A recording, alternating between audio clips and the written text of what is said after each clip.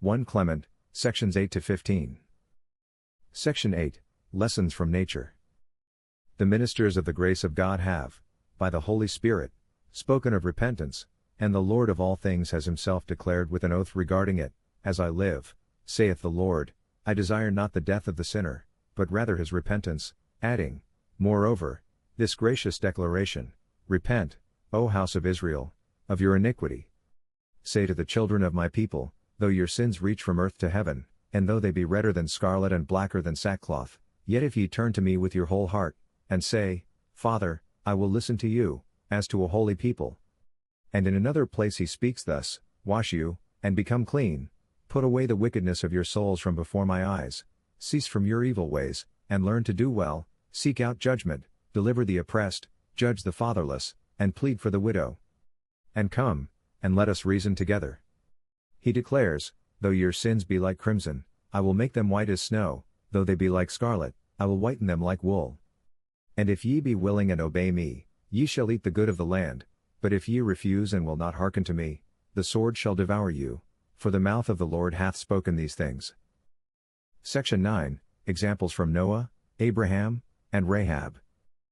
Let us then draw near to him with holiness of spirit, lifting up pure and undefiled hands unto him, loving our gracious and merciful Father, who has made us partakers in the blessings of his elect. For thus it is written, when the Most High divided the nations, when he scattered the sons of Adam, he fixed the bounds of the nations according to the number of the angels of God. His people Jacob became the portion of the Lord, and Israel the lot of his inheritance.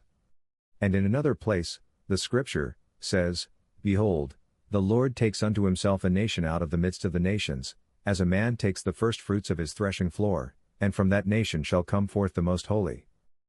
Section 10, Call to Repentance. Seeing, therefore, that we are the portion of the Holy One, let us do all those things which pertain to holiness, avoiding all evil speaking, all abominable and impure embraces, together with all drunkenness, seeking after change, all abominable lusts, detestable adultery, and execrable pride. For God, he saith, resisteth the proud, but giveth grace to the humble. Let us cleave, therefore, to those to whom grace has been given by God. Let us clothe ourselves with concord and humility, ever exercising self-control, standing far off from all whispering and evil speaking, being justified by our works, and not our words. For the Scripture saith, He that speaketh much, shall also hear much in answer. And doth he that is ready in speech deem himself righteous? Blessed is he that is born of woman, who liveth but a short time, be not given to much speaking. Let our praise be in God, and not of ourselves, for God hateth those that commend themselves. Let testimony to our good deeds be borne by others, as it was in the case of our righteous forefathers. Rash and presumptuous men, such as ye, are accursed of God. Section 11, Faithful Examples from the Past. Let us consider, beloved, how the Lord continually proves to us that there shall be a future resurrection, of which he has rendered the Lord Jesus Christ the firstfruits by raising him from the dead. Let us contemplate, beloved, the resurrection which is at all times taking place. Day and night declare to us a resurrection. The night sinks to sleep, and the day arises, the day again departs, and the night comes on. Let us behold the fruits of the earth, how the sowing of grain takes place. The sower goes forth and casts it into the ground, and the seed being thus scattered, though dry and naked when it was cast into the earth, is gradually dissolved. Then out of its dissolution the mighty power of the providence of the Lord raises it up again, and from one seed many arise and bring forth fruit. Section 12, God's Continuous Blessings.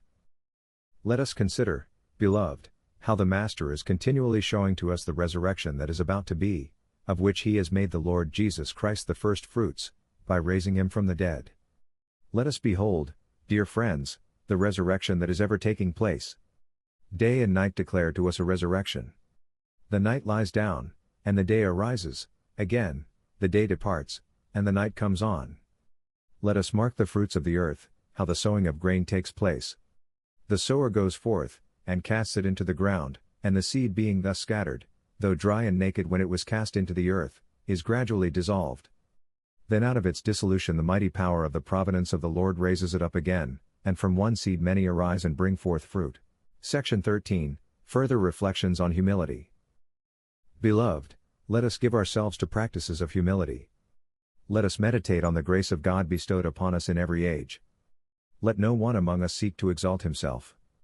Let us, rather, serve one another in love, knowing that God resists the proud and gives grace to the humble. Section 14, Call to Unity. Brethren, let us strive with all earnestness to be counted among the number of those who wait for him, in order that we may share in his promised gifts. But how shall this be, dear friends? It shall be by our faith being firmly established in him, by our acts being in accordance with his precepts, and by our love abounding towards him. Let us consider, beloved, that the sojourn in the flesh is but short and transient, but the promise of Christ is great and wonderful, even the rest of the kingdom that is to come, and of life everlasting. By what course of conduct, then, shall we attain these things? By leading a holy and righteous life, and by deeming these worldly things as not belonging to us, and not fixing our desires upon them. For the love of God, let us do what is well-pleasing to him, and let us not, by negligence or laziness, fall from his commandments. Section 15, Pursuing Peace and Righteousness. Let us, therefore, earnestly strive to be among the number of those who wait for him, so that we may also share in the promised blessings. How shall this be, beloved? It will be by steadfast faith, holy deeds, and by showing love and humility towards one another. Let us not fix our hearts on the transient things of this world but on the eternal promises of Christ. May we never neglect the commandments of God nor allow selfish ambition to corrupt our ways, but instead pursue righteousness, peace, and faith in harmony with one another. Augustine's Confessions. Book 1, Sections 3-4. Section 3, The Greatness of God and the Mystery of His Ways. What, then, are you, my God? What, I ask, but the Lord God? For who is Lord but the Lord himself, or who is God beside our God? Most high, most excellent, most potent, most omnipotent, most merciful and most just, most hidden and most present, most beautiful and most strong, steadfast, yet elusive, unchangeable, yet changing all things, never new, never old, making all things new, yet bringing old age upon the proud, and they know it not. Always working, ever at rest, gathering, yet needing nothing, sustaining, pervading, and protecting, creating, nourishing, and perfecting, seeking, yet having all things. You love, yet are not inflamed with passion.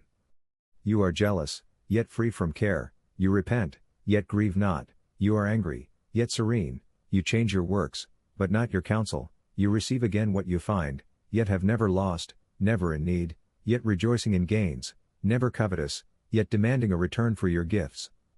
You are that which is given most abundantly, and yet there is no waste. You are that which is most valued, yet no one can take from you. You are simultaneously rich and poor, and you know neither lack nor abundance. Section 4, The Question of Man's Relationship with God. Who shall enable me to rest in you? Who will grant that you come into my heart and inebriate it, so that I may forget my ills and embrace you, my soul good? What are you to me? Have mercy, that I may speak. What am I to you, that you command me to love you, and if I do it not, are angry and threaten immense woes? Is it then a slight woe to be without you? Alas! Tell me, of your compassion, O Lord my God, what you are to me. Say to my soul, I am your salvation. So speak that I may hear. Behold, the ears of my heart are before you, O Lord, open them and say unto my soul, I am your salvation. After this voice, let me hasten, and take hold of you. Hide not your face from me. Let me die, lest I die, if only I may see your face. Aquinas Summa Theologica. Part 1, Question 1, Article 2, Whether Sacred Doctrine is a Science. I answer that, sacred doctrine is a science. For it is based upon principles revealed by God. While philosophy proceeds from natural reason, sacred doctrine proceeds from divine revelation. Nevertheless, sacred doctrine is, in a sense, a speculative science because it is concerned with divine things, but it is also a practical science, as it guides human actions through the knowledge of divine laws. It does not derive its certitude from natural reason, but from the light of divine wisdom. Hence, sacred doctrine transcends all human sciences both in dignity and in certainty, as it proceeds from the infallible truth of God's Word.